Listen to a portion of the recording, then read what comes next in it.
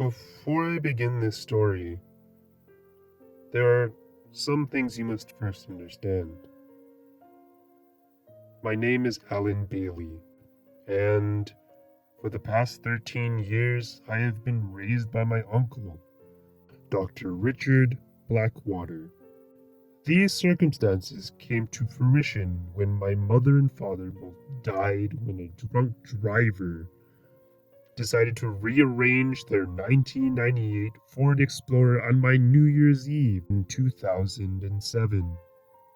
During the following 13 years, I was placed in the custody of my mother's brother, who was my only living relative at the time. My Uncle Richard had a doctorate in theoretical physics and a master's degree in theology. And while I've never been much of a believer in some cosmic entity with a big white beard in the sky watching over all of us, my uncle had always been a strong one. Well, I say a believer, perhaps I should have reframed that and say he was a spiritual explorer. His life obsession had always been the search for one thing: to actually find God. And that is why I'm writing this now, because of what he did find. And I'm sorry. I truly am for what I'm about to tell you, because I've sat on his discovery for the past 4 years and can no longer hide the truth. I wish I could make it easy. I wish I could hold back, but I can't. Because you, all of you, deserve to know the truth. It all began last spring when classes resumed at Ohio University, where he was a professor. What struck me as rather odd about the beginning of the semester was when he asked me to act as his personal assistant. While skeptical at first, I couldn't really turn down an offer that was monetarily 5 times larger than my current salary as an assistant manager at a 7-Eleven. I had never been someone of outspoken interest in his work. That seemed rather odd at first when the offer approached me. When questioned, my uncle simply said that he thought I would do a good job at the tasks at hand, and that he would like to spend more time with me. Now, while his semester-long work times were much longer than his off-seasons, we never really connected as close as some would expect. We had a good relationship, but nothing super close. Uncle Blackwater, or Uncle B as I came to call him, was always different. After having a 10-minute conversation with him, it would become very apparent to you that he was most definitely on the spectrum of autism. I mean, that's nothing to be ashamed of, but very crucial in understanding his behaviors. On the first day of my new job as his assistant, I arrived in his office at 11 a.m., about 30 minutes before the start of his first class. He was currently listening to the soundtrack of Ghostbusters while flipping through the screenplay. That was just another one of his quirks. He never watched movies. He simply listened to their soundtrack while reading through the script. He once told me that you can't really get disappointed with the cast or visual effects if it's all in your head. To which I never argued. "Hey, Uncle B," I said as I shut the door behind me. "Ah, Alan," he said with a smile as he closed the screenplay. "Just the professor assistant I was looking for. Are you ready for your big day?" "I guess," I said with a laugh as I took the seat across from his desk. For what it was worth, his office was very spacious. At least it would be if it wasn't for all the clutter. For all the things Uncle B was, tidy wasn't one of them. What is it you'll have me doing today? I need you to sit in on the class, he said as he slipped some papers into his backpack. There's a video I recorded to teach them, and they'll just email me if they have any questions. I just need you to click play and then replay when the next class comes in. Not okay? To be honest, it sounded like the easiest damn job on earth. A little too good to be true, as I would later come to find out. Sure, I replied. But what will you be doing? Oh, I've got some work to do in the old STEM lab downstairs. After they built the new one across from the library, I was able to turn it into a small testing ground for my new thesis. New thesis? Looking at a transcript of his upcoming video lecture. What about? Oh, you'll see in time, if all goes according to plan. I don't want to count my eggs before they hatch, he said. He said with a smirk, and collected his bag. I honestly couldn't even describe how easy my job was looking to be when I first started. Students would come in, I'd play the video, they'd leave, and the cycle would just start up over again for the next couple of hours. It wasn't until the last class when I realized that things were about to get a little more interesting. Halfway through the Introduction to Theoretical Physics video, the power suddenly shut off. In elementary school, when such an event happened, you'd be hearing tons of screams and cheers as kids thought the school day was over. Here, I just heard a couple of depressed sighs. To be honest, if I was shoving out thousands of dollars for one of my classes to be seemingly just taught on a projector and then the power to just go out, I'd feel pretty down myself. It wasn't until I reached for my phone to text my uncle that I realized that it was off as well. Which was strange, as it had been on about 56%. Just about 5 minutes ago when I was checking my Facebook notifications. Me just sitting there awkwardly, not really having any idea what was going on. It didn't take long for the class to eventually get up in a mass exodus out of the auditorium. Although what I did notice was none of them had been on their phones as they were making their way out. Not a single one. No students left, and only the emergency-powered lights illuminating the area. I made my way out of the campus to get my portable phone charger out of my car. Making my way over to it, I had some trouble getting in as the key FOB didn't seem to be unlocking my Corolla at all. Realizing the FOB battery was probably dead, I just used the key to unlock it and retrieved my charger from the glove box. Leaning against the driver door, I plugged in the charger cord into my phone to see what the base charge was, but my screen remained black.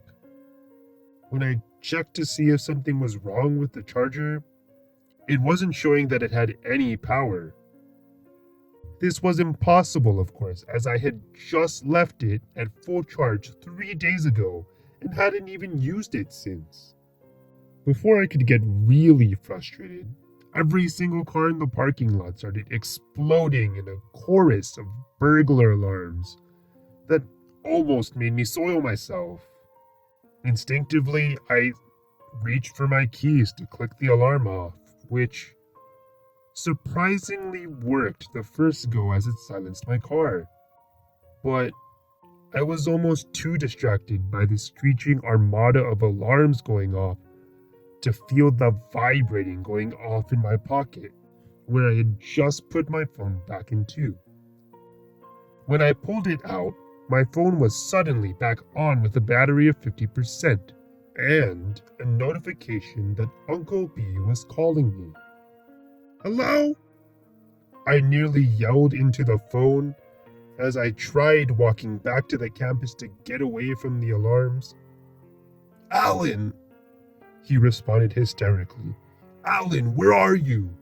I went outside to get my phone charger after the power went out. What's going on?" "Meet me in my back office. This is big, Alan. Just hurry." With that, he hung up the phone. At the time, I didn't really know why, but I had this lump in my chest. The kind you get when you know there's a storm on the horizon, that something was coming. Making my way to his office, I noticed that the power inside the building seemed to come back on as well. Everything seemed to return to normal, right? I thought so as well, until I opened his door to see Uncle B hunched over his desk, trembling. To give a bit of background, I've never really ever seen him upset like this. I had seen him cry a little over my mother at the funeral, but this wasn't him sad. To borrow a term from this generation, he was shook, right down to his core. "Uncle B?" I asked, concerned as I kneeled down beside him. "What's wrong?" I think I found them." "Found who?" He then turned to me with a face I was all too familiar with. The face of a child that had just learned that both of his parents were now dead and gone forever. "I think I found them all." What are you talking about?" I asked, as that lump in my chest seemed to gradually grow. He didn't answer me. Instead, he got up from his chair and began to walk out from his office. As he exited the door, he turned back to me. "Come on, I need you to see this. I have to make sure I've not gone insane." When he said that to me, there was a small voice in my head, screaming me to get up and get as far away from that campus as possible. But I didn't listen. My curiosity got the better of me. So at that moment, I made the biggest mistake of my entire life. I got up out of my seat and followed him. The path down to the old STEM lab downstairs was filled with the kind of wet and silky air reserved for the most abandoned basements. It honestly looked like the stairway in a joined hallway hadn't been cleaned in years. The door to the lab was wrapped in chains with a single lock in place. Uncle B pulled out a key with his shaking hand, steadied it, and with a clanking of chains, which echoes reverberated it down the hall, the door was unlocked. The interior of the lab was less of something you'd see in a college campus and more like a mad scientist's laboratory in a classic 80s sci-fi flick. 4 large Tesla coils stood equidistantly from each other in the center of the room. Several boxes of machinery filled with colorful blinking lights lined the walls. "What is all this?" I asked, almost dumbfounded by the vast scope of everything. Is this all for your thesis? This is my life's work, Alan, he said as he sat in front of a large monitor with 2 separate keyboards plugged into it. This is the telescope to see the beyond. What do you mean? Where do you think God exists?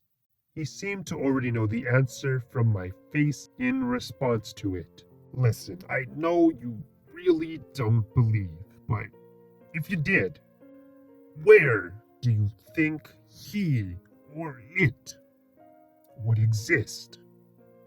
If there was such a thing as an all-powerful supreme being, I highly doubt he'd be here. And why do you say that? He asked. Well, with all the telescopes we have, there's no evidence of some bearded guy out there floating on a cloud. Part of me felt bad for acting like a smartass to him. But he knew how the whole religious thing bothered me. Exactly, he said to my surprise. If the creator of the universe exists, then he wouldn't exist here. He'd be outside of his own creation. Think about it. If you were to create an aquarium, you wouldn't live in it. You would observe from afar as the life inside carried on with itself. What are you getting at? I asked, what I must admit to be a hint of curiosity. What I'm getting at is that if God exists and if we as human beings have a soul that leaves our bodies upon death, and if they go somewhere, it's not here, it's beyond. Then what did you mean when you said you found them? It was that question that put the terror in his eyes again. His entire demeanor was all over the place right now. Because I think, no, I'm certain that I found it, found them, found the beyond. You mean beyond the universe?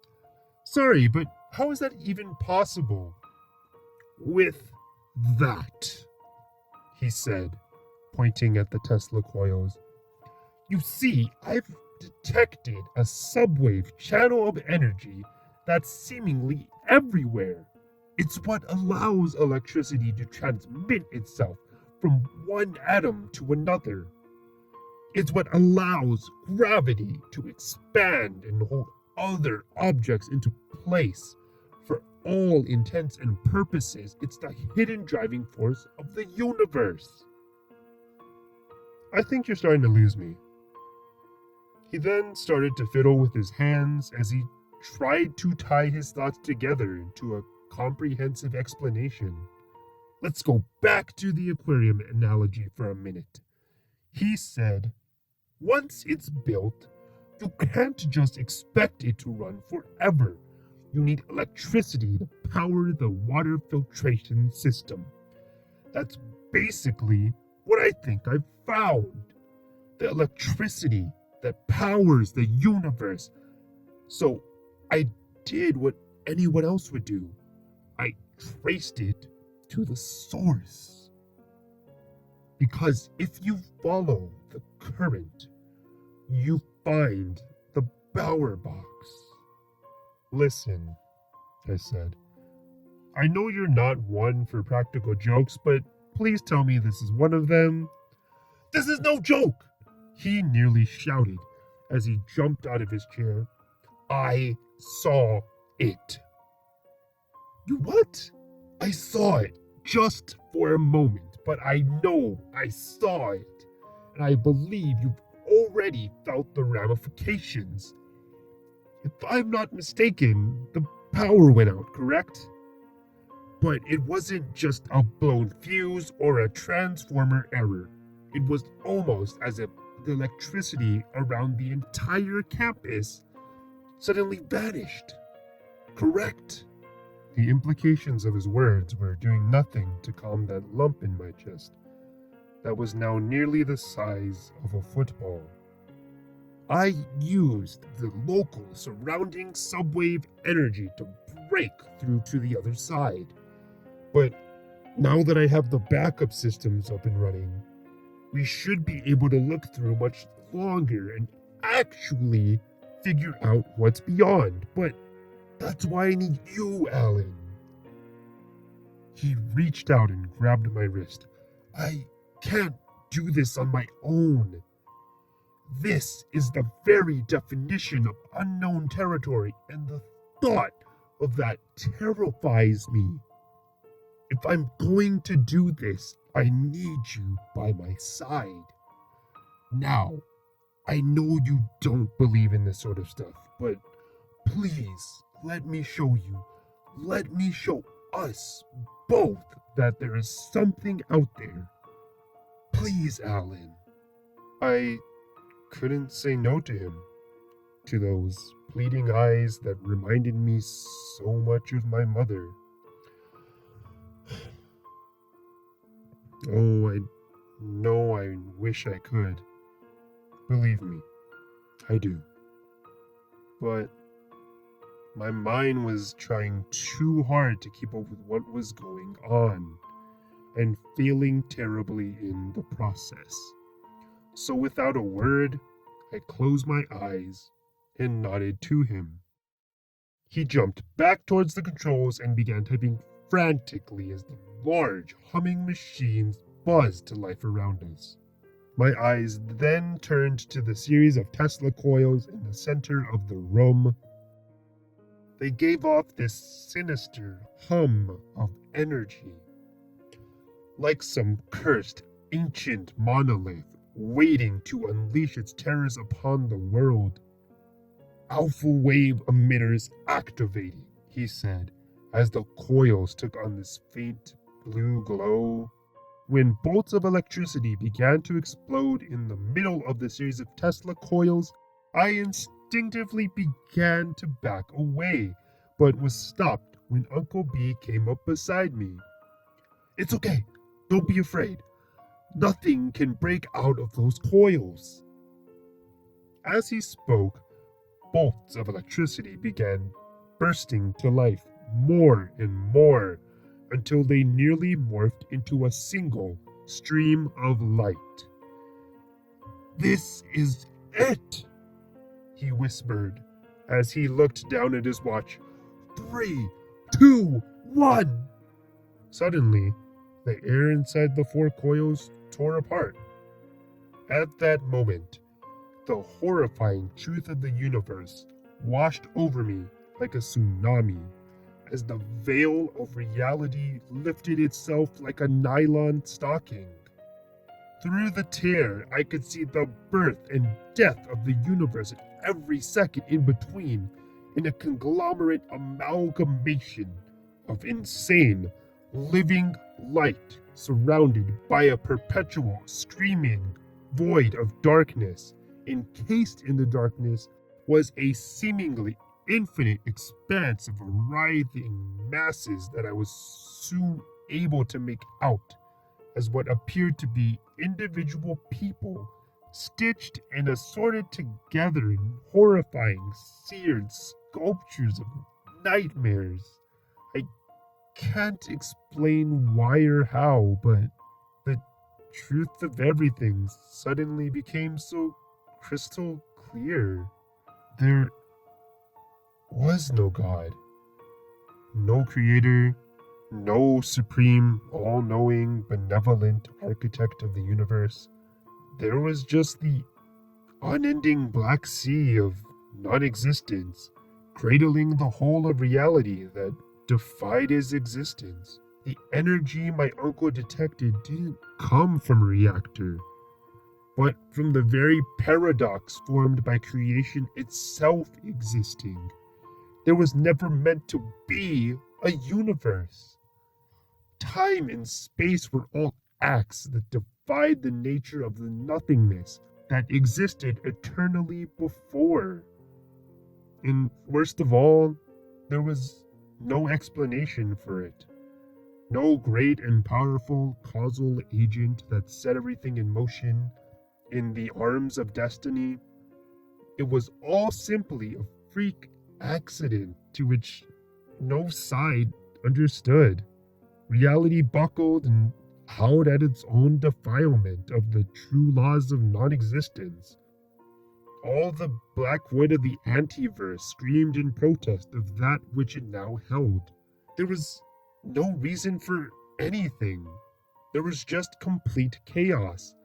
And as for the nightmare conglomerations of bodies writhing in that chaos, those were the souls of the dead.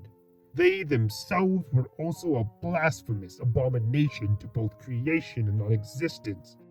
Their forms were unbound and excruciating. Billions all cried out for their gods that never existed, all to end their suffering that would perpetuate until time itself became meaningless. That, I realized, was the destination to which all humans were headed. That was hell. No! I could vaguely hear my uncle scream in protest against the amalgamation of terrors. No, no, no! He continued to shout in the howling abyss. This can't be it! No! I couldn't stop him from reaching out to topple the coils down to the ground. I couldn't stop him from reaching out to topple the coils down to the ground. My body was frozen in place as he grabbed the nearest one. The tear instantly closed as a series of bolts reached out and struck him. The coil itself burned red hot, turning his hands into charred black fragments of what they had once been. It was all over in a matter of seconds. Then the entire room exploded into darkness as the machines died, while I remained there frozen, alone. It only took an hour for the power to my cell phone to come back after calling 911. I sat in the corner, trying my best to come to terms with what I had just seen. Uncle B remained sprawled out on the floor of the lab, smoke rolling out of his body. It's been 4 years since that day, and I've done my best to mentally recover as much as anyone can from what I had seen. But the truth about the final resting place of my mother, father, and my uncle, along with the rest of the human race, still lies there in the back of my mind like a cancer. H.P. Lovecraft once said that the oldest and strongest kind of fear is the fear of the unknown. I'd have to disagree with him, though, because I'm not scared of the unknown. I'm scared of the beyond.